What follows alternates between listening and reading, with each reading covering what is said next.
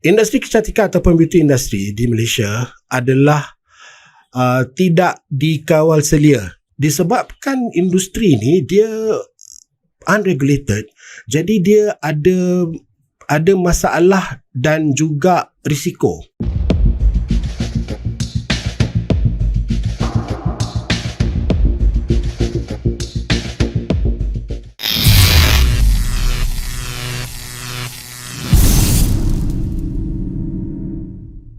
Assalamualaikum, selamat datang ke Richard Usahawan, podcast kita. Dan seperti biasa, di podcast kita ada guest selalunya. Dan hari ini sangat istimewa sebab saya ada seorang yang saya baru kenal.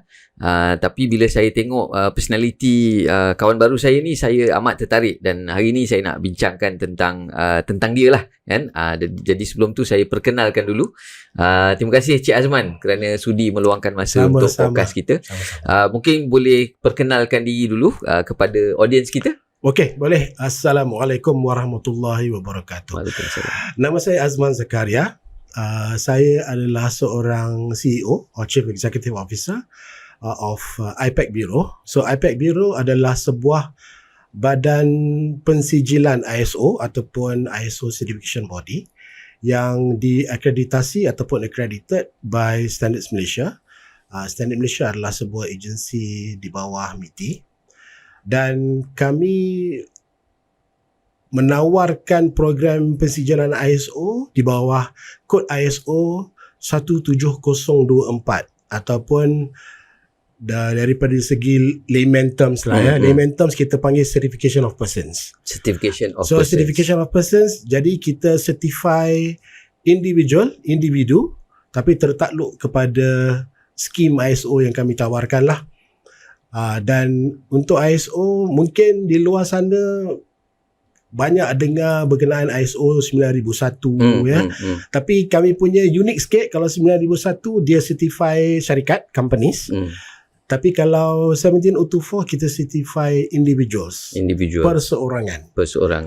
So syarikat ditubuhkan pada tahun 2007 ya, dan kami telah menjadi sebuah badan pensijilan ISO dengan Standards Malaysia selama 11 tahun. So ini tahun yang ke-11 lah. Tahun yang ke-11. So terima kasih. Terus dah bagi introduction tentang position kan, Cik Azman sebagai CEO, dan juga a little bit about short for IPAC lah, panggil IPAC. Yes, IPAC. IPAC. Okay, IPAC. Tapi yang lagi bestnya, actually saya jemput Cik Azman ke sini kan sebab saya tertarik dengan latar belakang beliau, dan just to set the context lah, kita punya podcast ni podcast yang agak santai. Selalunya kita jemput usahawan. So hari ni saya berbesar hati sebab dapat jemput our first CEO korporat lah, so to speak kan, dalam syarikat persendirian. Tapi saya dalam podcast kita Richard Usahawan ni, kita nak borak santai, at the same time kita nak kenal personality. Boleh, jadi kalau usahawan tu saya akan tanya dia orang soalan kenapa dia mulakan bisnes apa semua kan. Tapi hari ni sedikit berbeza sebab kita nanti kejap lagi lah saya nak tanya juga tentang latar belakang sedikit Cik Azman, dan dia ada lagi satu kerjaya lah, so to speak kan. Yang korang mungkin akan menarik dan menambat hati kan, sebab saya pun dalam proses nak belajar, nanti saya sebutkan. Tapi mungkin kalau kita teruskan dulu kita punya sharing, bila kita cakap pasal certification tadi, apa spesifik certification of persons ni yang ditawarkan oleh IPAC untuk sekarang ni? Apa spesifik dia? Okay, so saya kena ulang banyak kali lah kod dia. Jadi 17 17024 17024. Jadi tuan-tuan dan perempuan di luar sana boleh google lah nanti ya, later. Boleh kita tengok apa benda lah 17024 ni kan. Okay, jadi untuk IPAC Bureau, pensijilan ISO yang kami tawarkan di bawah kod ISO 17024 ni, kita ada dua, kita panggil skim lah, certification scheme ya. Satu untuk kita panggil for the beauty therapist and esthetician. So singkatnya BTAA lah. BTAA. Okay. So itu mainly akan cover kepada beauty industry ataupun industri kecantikan. Satu lagi yang kami tawarkan ialah pensijilan ISO untuk Lean Six Sigma. So Lean Six Sigma, tak tahu CL kalau saya nak jelaskan dengan boleh lanjut kan. Kena. Sebab rasanya okay, so kalau kita buat satu-satu, yang beauty ni actually kenapa nak bagi certification untuk this beauty industry sekarang ni? Kita tengok ramai orang yang go into beauty, ramai yang buat aesthetic clinics, yang offer facial and all that kan. So apa masalah yang mungkin industri hadapi yang perlu kepada certification? Mungkin ini boleh set the context kenapa perlu ada certification untuk BTAA, right? BTAA. Okay. Soalan yang sangat bagus yang selalu saya dapatlah sebenarnya daripada orang-orang di luar sana. Okey, untuk BTAA, untuk industri kecantikan lah, kita cerita untuk industri kecantikan di Malaysia. Okey, industri kecantikan ataupun beauty industry di Malaysia adalah tidak dikawal selia. Itu bahasa Melayu lah. Kalau bahasa Inggerisnya unregulated sector ataupun industri. Jadi sebab dia ada kena-mengena dengan ubat-ubatan yang di mana ianya adalah under Kementerian Kesihatan. Satu lagi dia pun ada kena-mengena dengan Kementerian Perdagangan Dalam Negeri dan Kos Sara Hidup. We are talking about practitioners lah. Practitioners. Providing a service kan? Providing a service. Jadi disebabkan industri ni dia unregulated, jadi dia ada masalah dan juga risiko. Saya rasa tuan-tuan dan puan mungkin pernah membaca ataupun menonton dalam news apa semua banyak insiden, ada orang meninggal disebabkan operations, beauty operations apa semua ni. Jadi itulah terdetiknya kami untuk develop skim ni ISO 17024 supaya dia memberikan satu pengiktirafan lah ataupun recognition kepada all the beauty practitioners out there, supaya dia akan ada sejenis pengiktirafan ataupun credentials ataupun recognition yang di mana dengan adanya persijilan ISO ni, so dia akan menambah keyakinan pengguna, pelanggan, consumer confidence.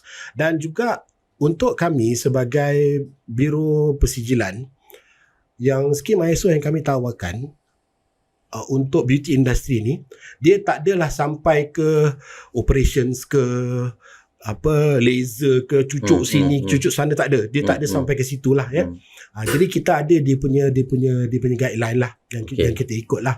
Tapi pada saya ini sangat penting sebab di luar sana banyak usahawan ataupun pengamal kecantikan beauty practitioners, dia memang dia cari macam sijil macam ni lah, certification kan, tambah pula ISO certification kan. So ISO certification is recognized globally kan. Jadi itu yang menyebabnya kami bermula dengan ISO certification untuk BTAA. Untuk beauty therapist, esthetician.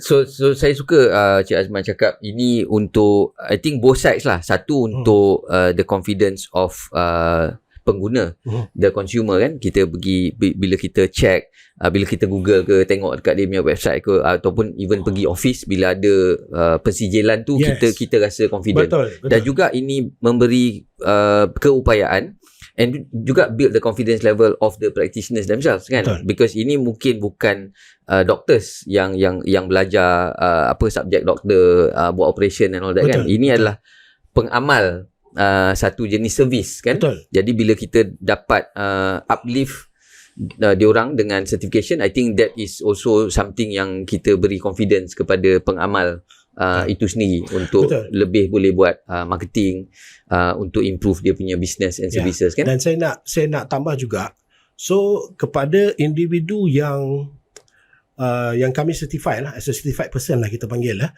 Jadi kalau kita certify these practitioners as an ISO certified person, dia bukan jenis kita certify lepas tu kita macam lepaskan dia macam tu lah. Jadi kalau dia nak maintain dia punya certification, dia setiap tahun dia kena submit some kursus yang dia ambil ataupun some training yang dia pergi apa semua. Jadi sebab kita kena pastikan yang beauty practitioners ni dia still dalam industri tu. Okay. Ini bukan macam degree ke masters, you dah kita graduate apa ambil semua satu kali, one lepas off tu dah kan. So nobody will monitor apa semua kan. Okay. Tapi kami monitor. Alright. Dan setiap itu setiap tahun. Dan setiap 3 tahun dia akan ada kita panggil recertification. So dia kena renew dia punya certification. Okay. So very strict lah sebenarnya. Alright. Jadi kalau kata kami punya certified persons, kalau kata ada apa-apa macam insiden yang melibatkan kami punya certified person kan, so kami akan buat siasatan lah. Okay. So dia kena maintain that professional. Betul.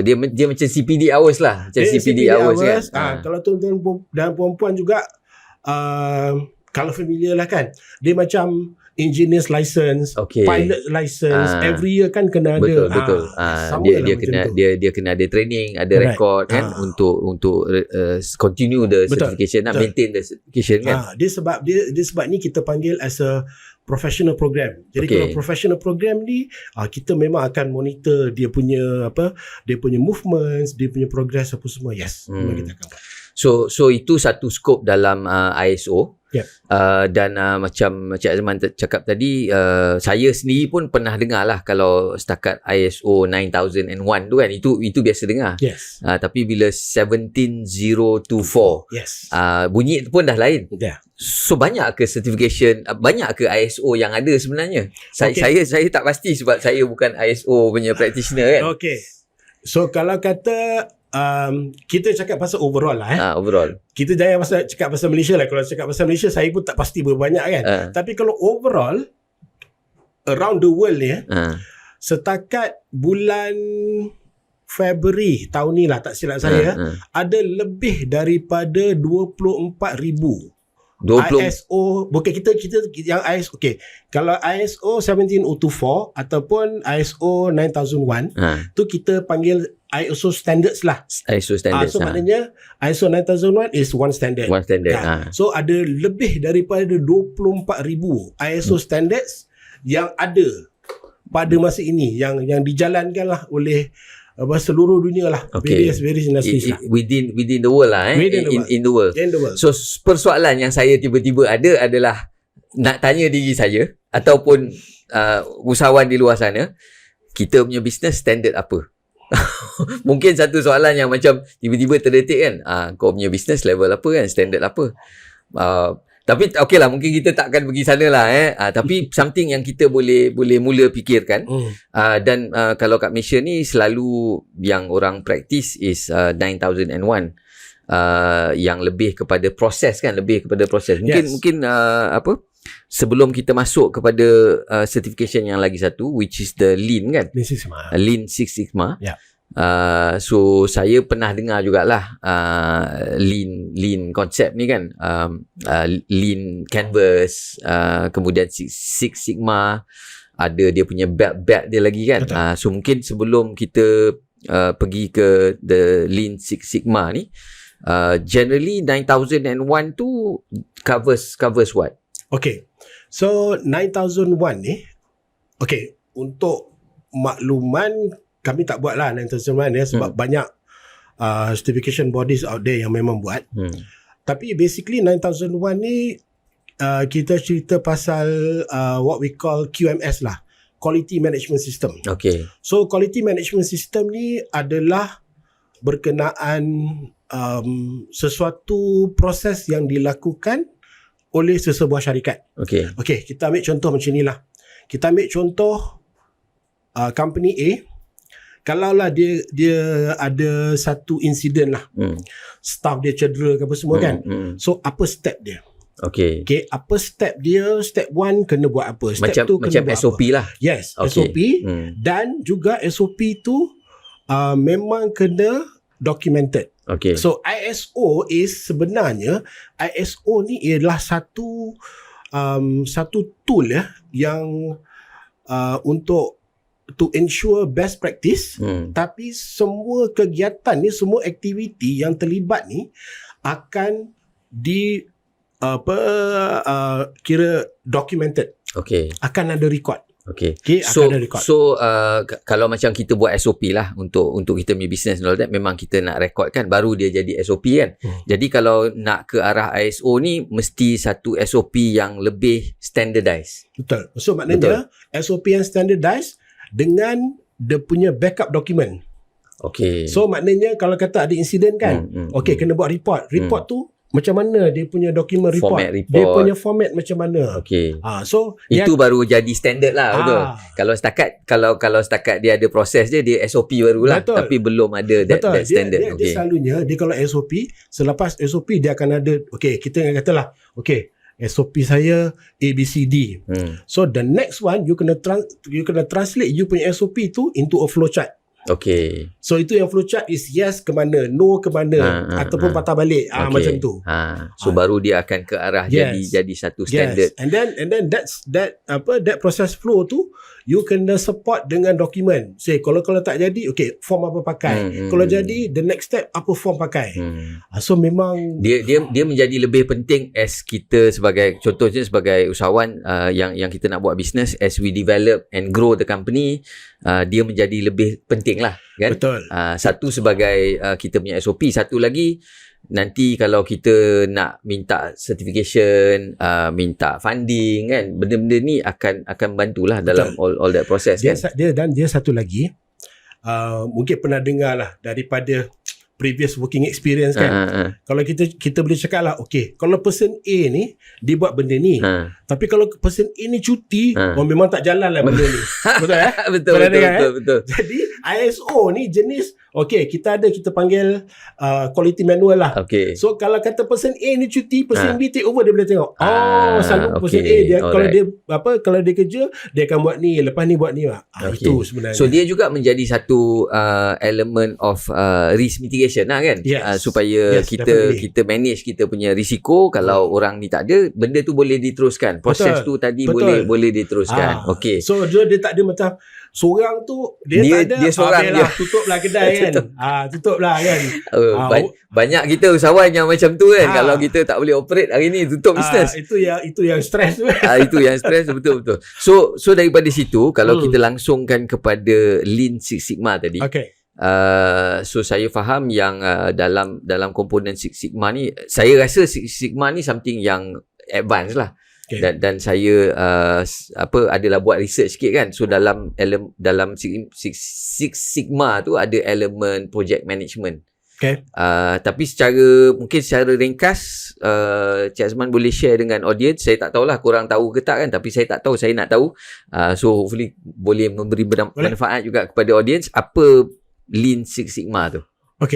So Lean Six Sigma ni, dia sebenarnya adalah combination di antara Lean dengan Six Sigma. So saya explain satu lah So Lean ni dia started from, kita panggil Lean Manufacturing. So Lean Manufacturing ni started from Toyota lah. Kalau tuan-tuan pernah dengar, kalau mungkin belajar masa sekolah-sekolah dulu, JIT, Just in Time. Lepas tu dia ada elemen, mungkin in companies you guys ada practice 5S, Kaizen, Kanban and all those lah So Lean ni dia punya objektif adalah untuk eliminate ataupun reduce waste. Waste So waste ni dia tak terhad kepada sampah. Waste ni dia boleh time, masa, dia cycle time, resources, pekerja, dan dia punya dan juga macam mana kita nak jadikan proses tu lebih efisien. Lebih efisien. So dia lebih kepada proses. So to sekarang eliminate, ni untuk mengurangkan wastage Sebab apa? Kalau kita kurangkan wastage, kalau kita kurangkan time, kalau kita kurangkan dia punya resources dengan cara yang betul, so productivity boleh naik. So maknanya reduce cost, productivity naik, revenue pun automatically akan naik lah. Okay. So itu Lean. Okay. Six Sigma. Six Sigma was started by Motorola. So Motorola, Six Sigma ni dia punya konsep dia lebih kurang sama macam Lean. Tapi Lean Six Sigma ni dia ada dia punya tools. Dia punya tools to make that process more efficient. So itu sebab sekarang ni kalau kita tengok in the market, unless kalau in the US mungkin orang still just still practice Six Sigma sajalah. Tapi kalau this part of the world lah, this region selalunya Lean Six Sigma sebab it's a combination of both worlds lah, kita katakan. You Toyota dan juga Motorola. Exactly. So maknanya East Meet West. Exactly. Exactly. Nice combination kan. Exactly. So kalau you dapat this combination, why not? And then also untuk Lean Six Sigma currently it is being practiced by more than 50% of the Fortune 500 companies. So kita cerita pasal General Electric, kita cerita pasal Boeing, kita cerita pasal Amazon, Ford Motors, these companies, Amazon as well. So they are practicing Lean Six Sigma. Lah. So that means half of the Fortune. Kalau korang tak tahu, Fortune 500 tu macam kita punya KLSE lah, company yang listed. These are the top these are the top 50 companies in the world. So dia orang practice Lean Six Sigma ataupun Six Sigma dekat sana. Dan juga company seperti Toyota. I think these are good manufacturing practices apa semua lah. Tapi dia tak terhad kepada just manufacturing, betul? Dia tak terhad. Tapi sebenarnya dia punya persepsi tu. Dia punya persepsi tu orang tengok, Lean Six Sigma ni macam too technical lah. Kan too technical, dia involve calculation apa semua. Tapi sebenarnya Lean Six Sigma ni they are talking about process improvement. Semua syarikat, semua department, semua ada proses. Dan semua let's say lah kita ada in terms of kita cerita pasal HR lah HR dia ada proses daripada time interview candidate sampai you hire the candidate. So normally dia punya proses mungkin lah plus minus it will take about 3 to 4 months bergantung kepada candidate punya notice period from the other company kan. So by applying Lean Six Sigma ni dia boleh bagi indication macam mana kita boleh pendekkan the process. Pendekkan the process in terms of berapa rounds of interviews, dia punya in terms of per session of interview tu yang the best duration is 1 hour ke 45 minutes ke, this kind of things. So dia spesifik lah dan specific. Juga dia ada tools. Tapi so soalan saya, apa keperluan atau apa kelebihan untuk individu ambil this certification? Sebab earlier on Cik Azman cakap it's person certification kan. Correct. IPAC ni is untuk certify the individual. So apa kelebihan atau keperluan di dalam industri untuk dapat this certification Lean Six Sigma lah terutamanya? So jawapan saya kalau kita tengok ialah sekarang 2023 so baru selepas 3 tahun selepas pandemik lah So masa pandemik, masa lockdown apa semua, ramai ialah individu di luar sana dia cari program-program profesional untuk dia belajar. Sebab ada yang realize juga once dah pandemic dah over, lockdown dah over, dia punya job market tu akan jadi lebih kompetitif lah. Jadi macam inilah. For example, let's say we graduated from the same university lah. So you have an engineering punya degree, I pun ada engineering degree. So kita dua-dua pergi apply kerja di company yang sama. Company yang sama. Company Ini yang senario sama. ini senario dia lah. Case study lah. So interviewer tu lah, of course the most mungkin dia akan tengok kita punya personality, mungkin dia akan tengok kita punya CGPA, okay. So that's about it lah. Then dia akan apa, okay lah. Dia tengok kita punya pengalaman sebelum ni apa semualah. Betul. Okay. And then yelah, dia punya apa, first impression towards us apa semua kan. Tapi setakat tu je lah. But what if kita dua-dua ada degree, tapi salah seorang daripada kita ada professional punya program ataupun professional course, tambah pula ISO certification. So agak-agak majikan di luar sana tu dia akan pilih siapa. Confirm lah dia ambil yang kan? ada ISO certification kan. Yes. So jadi kita nak bagi persepsi kepada audience lah dan kepada masyarakat di luar, dia bukan sekadar just a certification kan. Dia satu certification yang satu dia memang recognized all over the world kan. Betul. Because dia ISO, a combination of the best of both worlds lah. The West and also the East punya technology development. Ada proses ni, ada steps ni.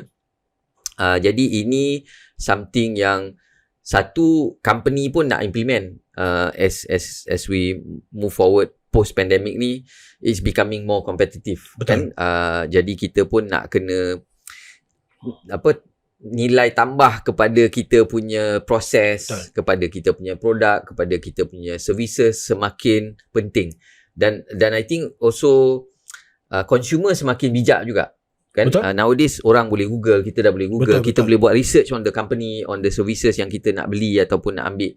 So benda ni menjadi lebih penting lah sekarang ni kan, untuk dapat certification yang bagus lah kan. Certification yang bagus, yang ada credential lah orang cakap kan. Ada. So ini yang disediakan oleh IPAC lah. Betul.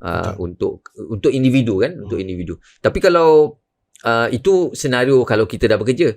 Kalau graduates, adakah benda ni boleh pergi kepada the graduate level ke macam mana? Okay.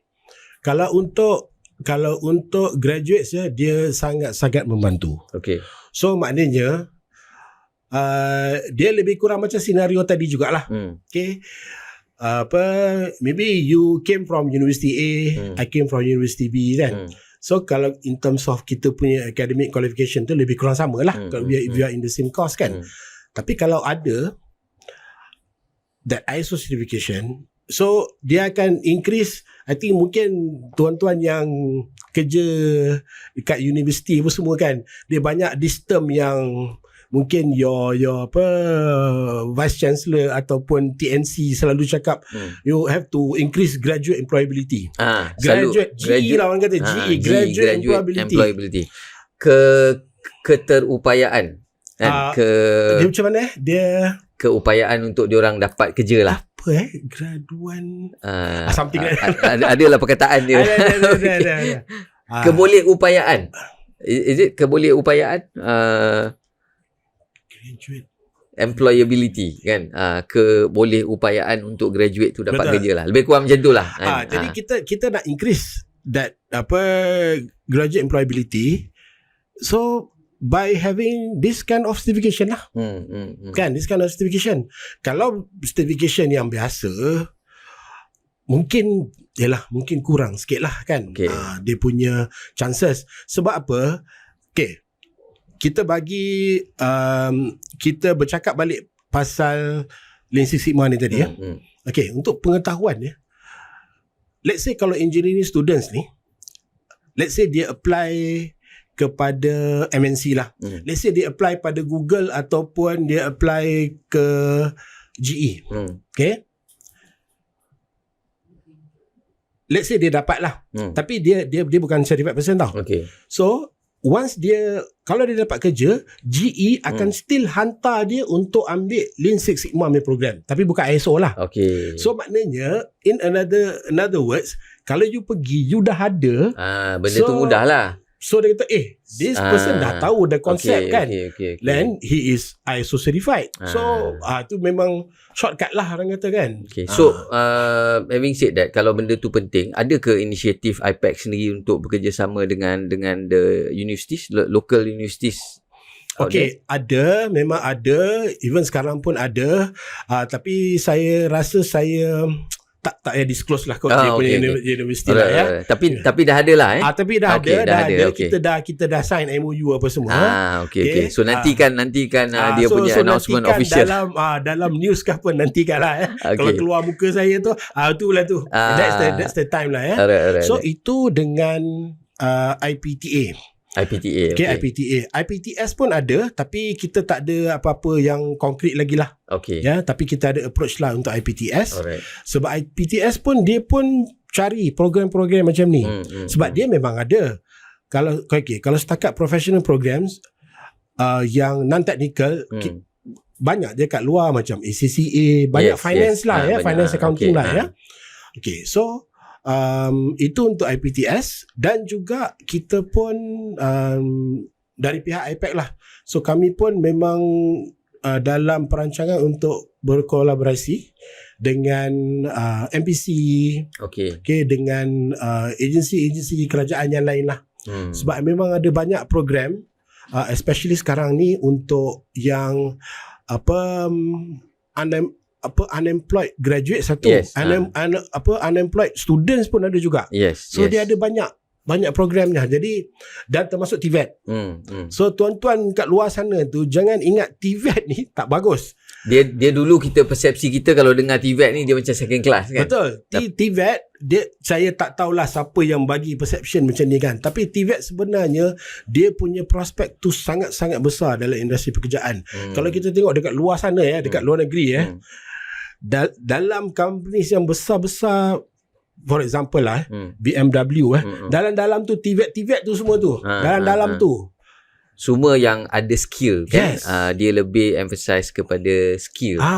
Dan ada ISO certification ni something yang added advantage lah kepada skill kita kan. Somehow saya tengok perception kat sini TVET ni macam the last resort lah. You dah tak ada pergi mana-mana. Okay lah, yang hantar you pergi TVET lah kan. Masuk sekolah vocational ambil TVET certificate kan.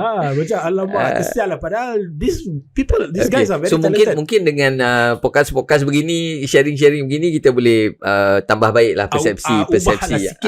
Ubah persepsi mana tu yang tadi kita lah. boleh lah ya. InsyaAllah. So kita dah bercerita sikit. Terima kasih Cik Azman sharing sikit tentang Lean Six Sigma, the certification dan apa semua. So sekarang ni saya nak tanya sikit tentang personality lah kan. Sebab saya suka juga nak bila kenal-kenal orang, terutamanya kawan-kawan baru yang saya kenal dekat platform LinkedIn lah. Macam saya kenal Cik Azman first time dekat LinkedIn kan. Betul. Jadi sembang-sembang kat situ, kami berjumpa dan teruslah saya jemput Cik Azman apa semua kan. Dan saya ada nampak lah bila kita tengok orang punya content kan, you buat emceeing kan.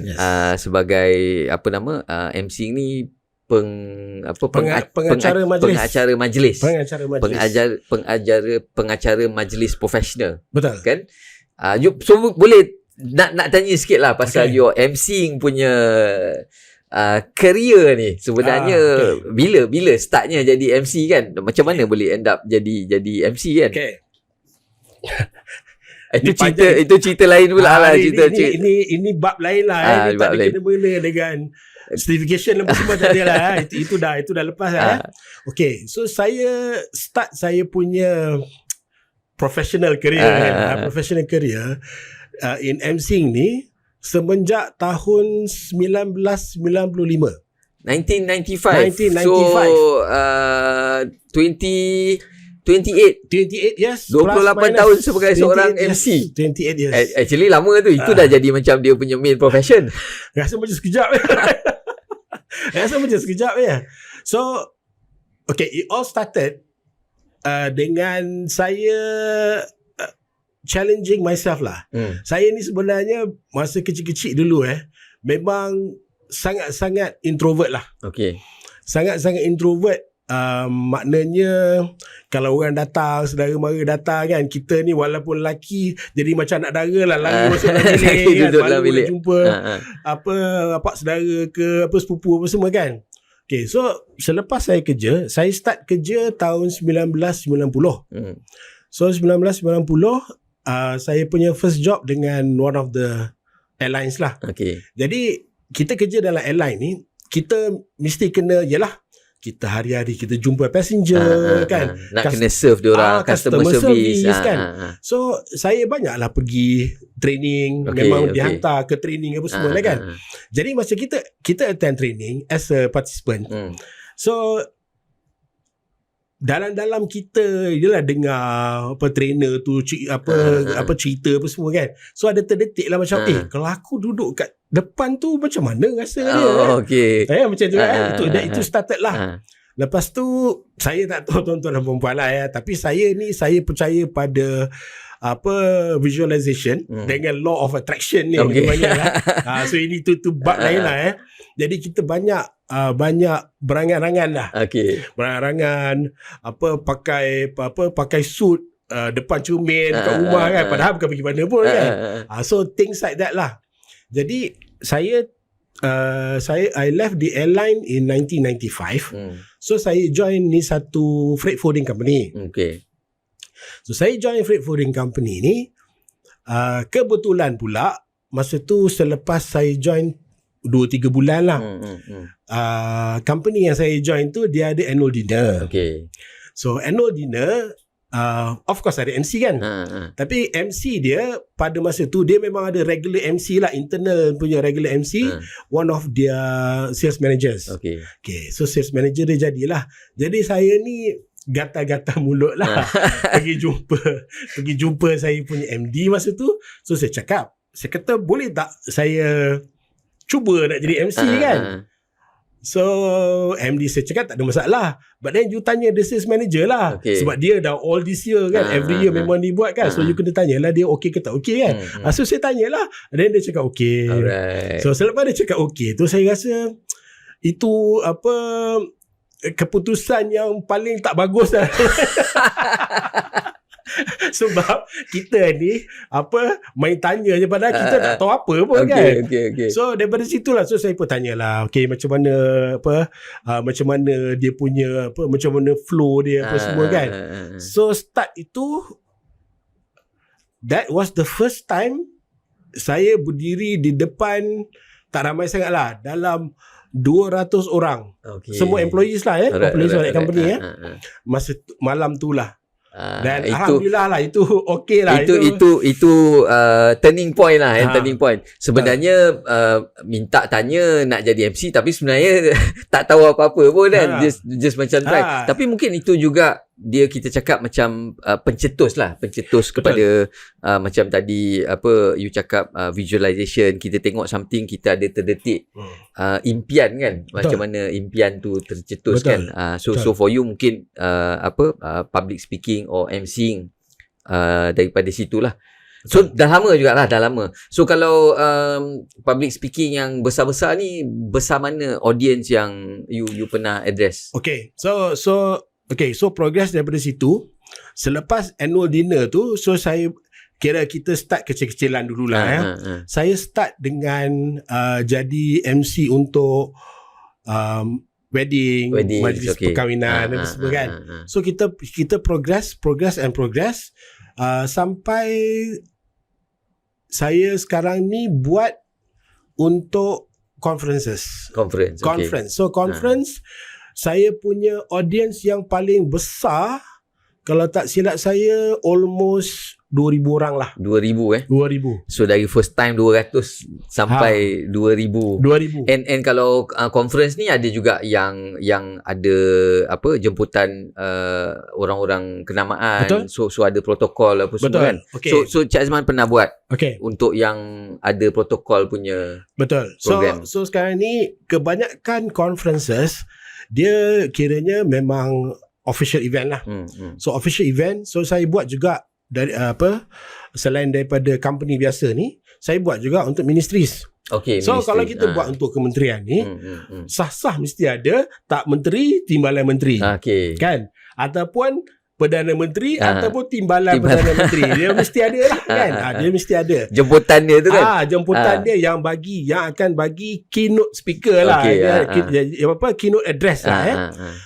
So daripada situ saya belajar dia punya in terms of protocol, in terms of salutation.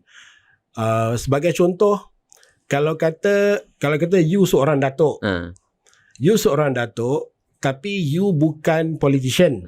So kalau you seorang datuk yang bukan politician, saya akan panggil you yang berbahagia. Okay. Datuk sekian-sekian. Alright. Okay. Kalau you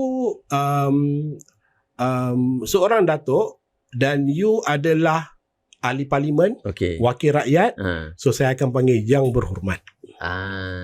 Okay. Okay. So ada beza. Ada beza. Saya Salutation dengan dia punya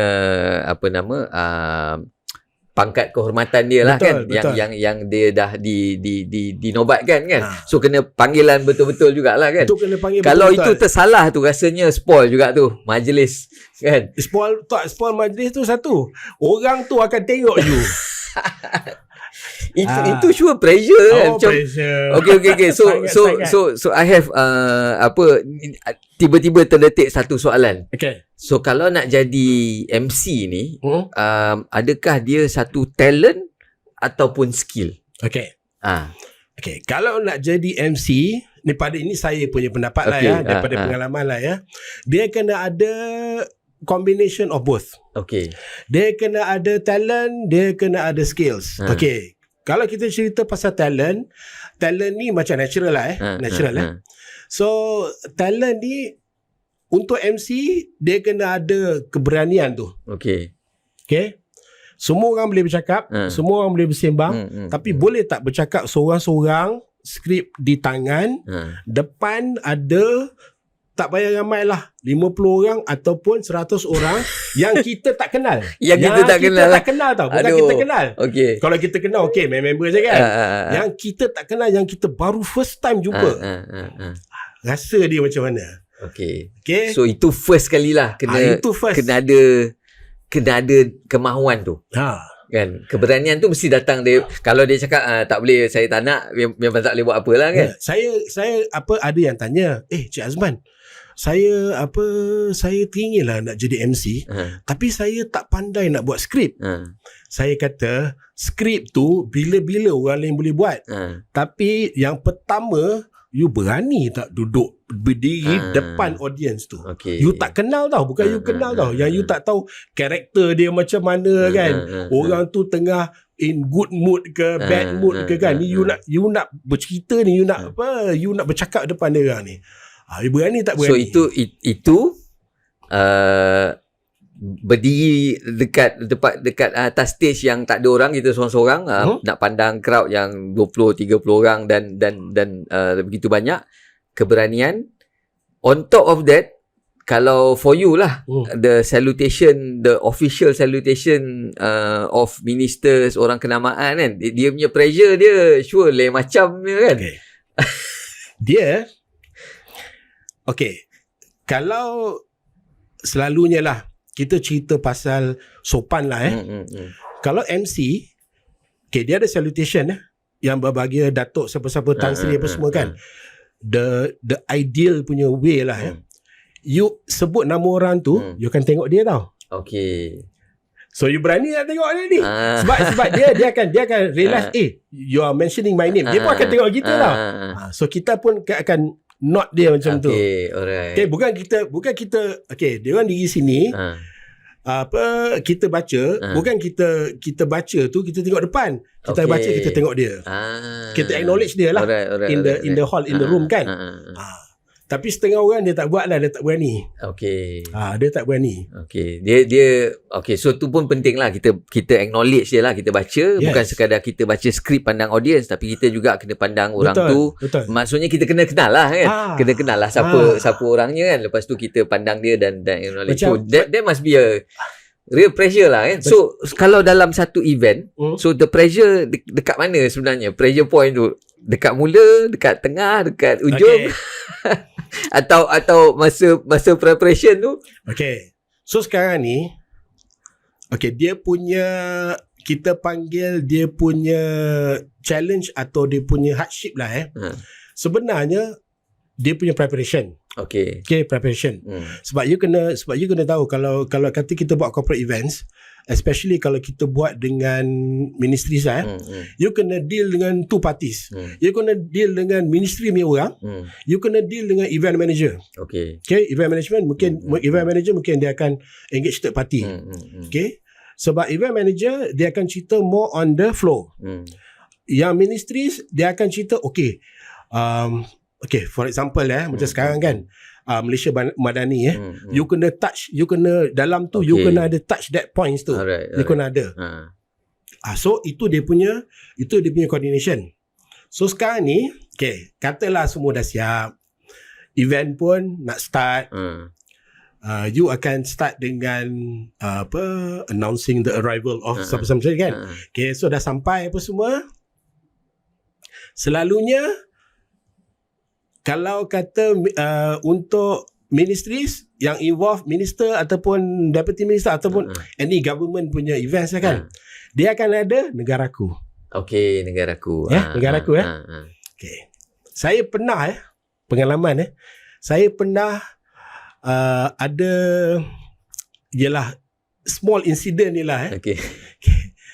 Of course semua event kalau kata macam ministries event apa semua kita ada rehearsal. So masa rehearsal tip top. Okay. Semua cun lah orang kata kan. Time minister sampai, selalu minister dia standard dia dah tahu. Dia sampai-sampai dia takkan duduk. But kita akan terus play negaraku kan. Negaraku tak keluar. Technical. Negaraku kat belakang tu dia punya lagu, dia punya display tu tak keluar. Kosong. So kita nak buat macam mana? Jam tu. So audience semua akan tengok siapa? Tengok MC lah. Semua mata tertumbuk dekat MC. Kan macam dia mesti dalam hati kan. Apa cerita dia kan? Mesti macam tu kan. Jadi dalam insiden tu, so apa kata saya ni pun ajaklah ramai-ramai menyanyi bersama-sama. Kita nak buat macam mana kan? Kita nak buat macam mana, takkan kita nak tunggu orang dah berdiri dia ni kan. Orang dah berdiri. So itulah dia punya salah satu challenge dia lah. So itu satu preparation atau skill yang kita kena ada lah. Kita kena prepare, kita kena tahulah some of the protocol. Kita kena tahu lagu negaraku kan. Tak boleh lah kita cakap okay boleh tak panggil sesiapa nak lead kan. So nampak tak best lah kan. So kita kena boleh lah. So ini antara preparation yang kita kena buat lah. Dan tadi cerita pasal part mana yang paling kira nerve-wracking lah kan. The first 10 minutes. Okay. Sebab the first 10 minutes tu MC akan bagi dia punya salutations. Dia akan bagi intro. Selalunya kalau saya intro ni saya akan buat study, saya akan cerita to the audience what this event is about lah. Kalau kata 2 days, so what will you gain from this conference lah. So the first 10 minutes. So dah okay semua tu. Selalunya dah selepas intro tu, the first speech akan datang daripada tuan rumah. So the main client lah. Sama ada kalau kata Ministry of Transport, tapi PM datang juga. So Ministry of Transport akan bagi speech dulu. So selepas bagi speech dah okay semua, dia turun. So saya invite PM pula. So PM normally kalau lepas invite PM, mungkin PM akan remain on stage. So akan bagilah cenderhati ke ataupun lah. Opening of that ataupun event. dia punya officiate lah, dia officiate dia punya event gambit lah orang kata kan. Ada punya gambit. So sebenarnya lepas gambit tu dah okay dah. Okay. Alright. So itu part-part yang crucial jugalah sebagai MC. Sebab apa? Kalau kata rehearsal, kita memang rehearse part tu je. Part tu yang paling penting sekali. Okay, alright. Paling penting the first sekali. 10 minutes tu lah. First 10 minutes. So saya tertarik lah. Macam earlier on saya cakap kan dalam podcast ni, something yang saya pun juga tengah belajar. Okay. Dan ini buktilah pembelajaran saya kan buat podcast ni. Sebab saya rasa dalam buat podcast ni saya juga boleh perbaiki my public speaking lah. Ada beza kan public speaking dengan MC right? Ada. So just because saya boleh buat public speaking tak makna saya boleh jadi MC. Betul. Kan? So MC ada skill set lain lah, betul? Betul. So sekarang ni memang dia punya basic dia is speaking in public. Okay? Tetapi bukan semua orang yang ada public speaking skills boleh jadi MC. Tetapi semua MC boleh jadi public speaker. Okay. So MC boleh buat public speaking lah Boleh. basically kan. Tapi Boleh. tak semestinya saya belajar public speaking nak jadi seorang MC lah. Tak semestinya. Tapi saya suka topik public speaking ni sebab saya sendiri pun alhamdulillah adalah dapat jemputan-jemputan apa semua kan. Dalam saya punya praktis sebagai seorang trainer, sebagai seorang coach, dah mula berjumpa orang, buat session besar-besar sikit apa semua kan. Tapi saya rasa jadi seorang public speaker tu berbeza sedikit dengan seorang trainer kan.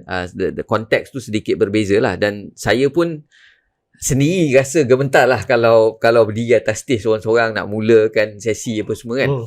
Dan saya rasa ramai juga usahawan yang saya kenal pressure lah bila kita nak kena buat public speaking apa semua ni kan.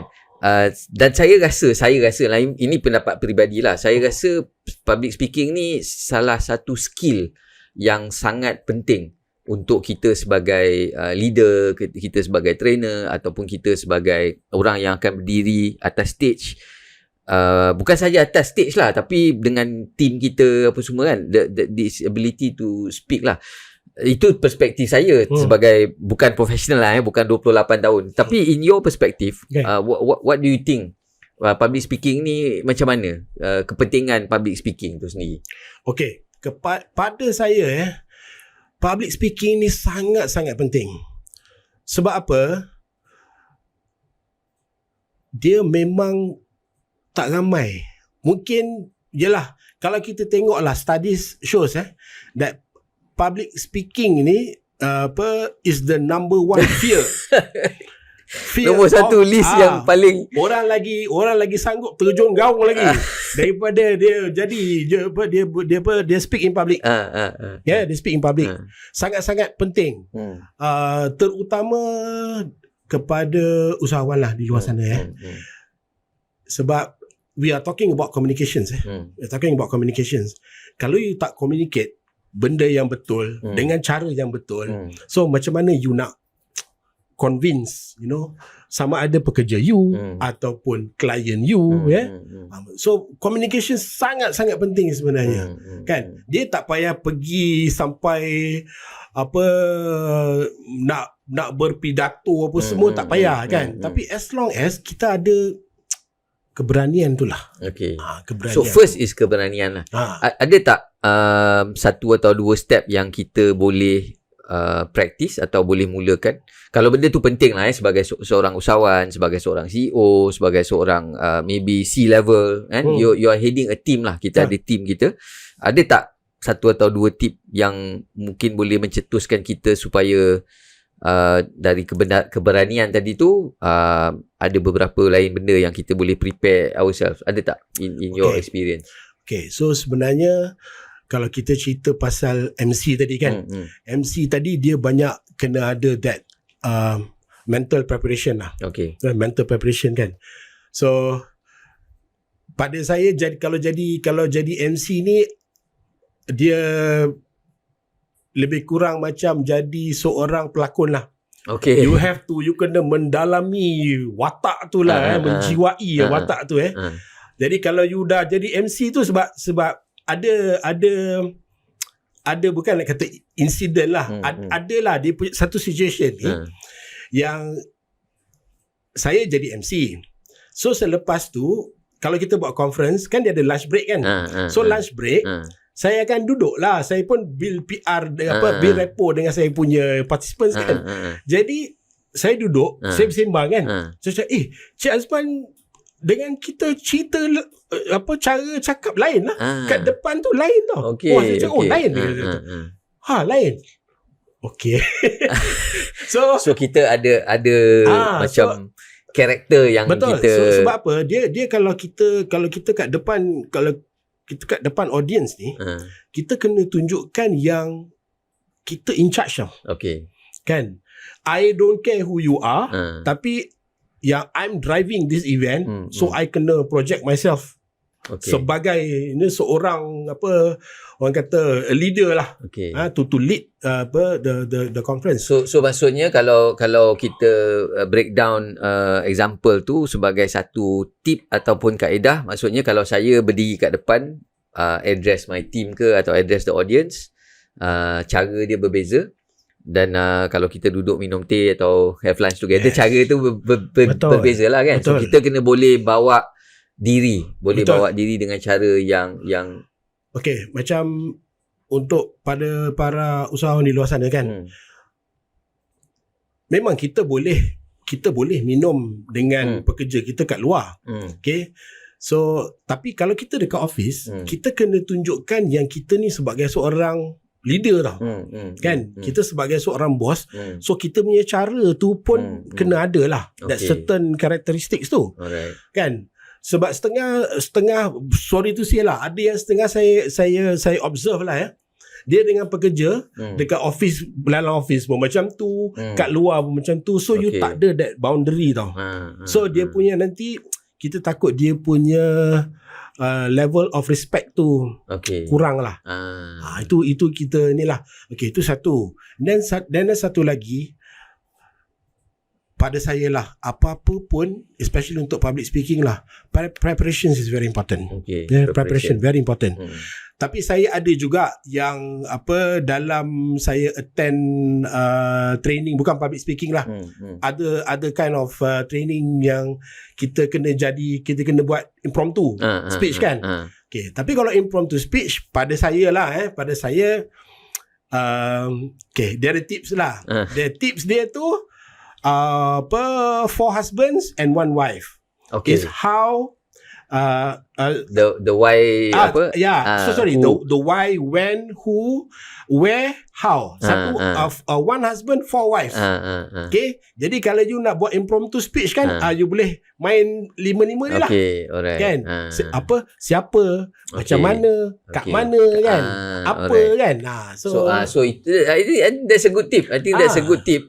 Kita selalu dengar benda tu. Kalau kita buat benda-benda lain pun, kita selalu macam kita nak buat goal setting, kita selalu tanya kan, why do you want to achieve this, bila nak achieve kan, apa nak kena buat. Tapi dalam kita buat impromptu speech ataupun kita plan kita punya speech pun boleh guna jugalah kan. Boleh. So I think that's a good that's a good tip. Dia macam mana tahu, dia boleh pakai tu. For example kalau impromptu speech kan, Cik Azman, tell me about yourself. You terus boleh pakai tu. Kan, saya siapa, kenapa saya kat sini, saya datang daripada mana, kan. Alright. So tak semestinya semualah, tapi kita boleh plug lah. At least kita ada modal. Tapi pun nak kena praktis jugalah kot. Nak kena praktis jugalah. Benda ni bukan something yang kita terus boleh jadi lancar. Ini bukan overnight success punya cerita So macam you pun, it took you many years, years to come to where you are today. Boleh buat seremoni yang ataupun emceeing majlis-majlis yang besar and all that lah. So thank you very much for sharing that. I think kita pun dah berborak lama dah. So sedikit tak terasa sedikit tentang kerja Cik Azman dan juga his background as a MC also. And I think nanti kita letak link kepada social media Cik Azman juga, kalau you all nak berkenalan ataupun nak cari MC kan, because ini juga kita nak jadikan sebagai platform untuk kita boleh bernetworking.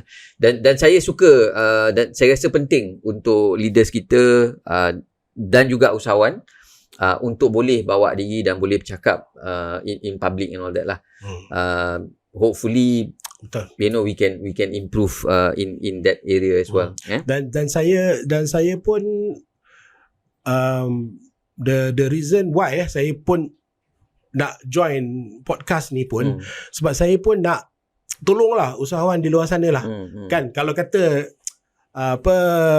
nak sedikit orang kata info daripada saya lah berkenaan public speaking. Ada juga yang tanya macam mana nak bercakap dengan media. Ada juga yang macam tu kan. So insyaAllah lah Okay. Ah. So reach out So you know the man sekarang kan. Dan Cik Azman juga ada gelaran The Voice kan? The Voice. Oh yes. The Voice. So itu itu daripada saya MC lah. Okay. Jadi kita kena ada something different lah So selalunya saya punya intro tu is Azman Zakaria aka The Voice. Okay. Itu saya The punya Voice, intro lah. Yes. Alright. So best lah kita punya own way untuk kita menonjolkan kelebihan yang kita ada, kerja yang kita boleh bawa and all that kan. So korang boleh carilah tagline untuk diri sendiri kan. So macam Cik Azman dah pakai The Voice. So sekarang korang kenal siapa Cik Azman, The Voice aka The Voice. So terima kasih sekali lagi kerana sudi bersama dengan saya untuk podcast ni. Dan untuk para usahawan di luar sana, insyaAllah kita akan bawa lagi panel-panel yang best-best untuk kita belajar dan berkenalan dengan diorang. So sehingga episod seterusnya kita jumpa lagi. Assalamualaikum. Terima kasih.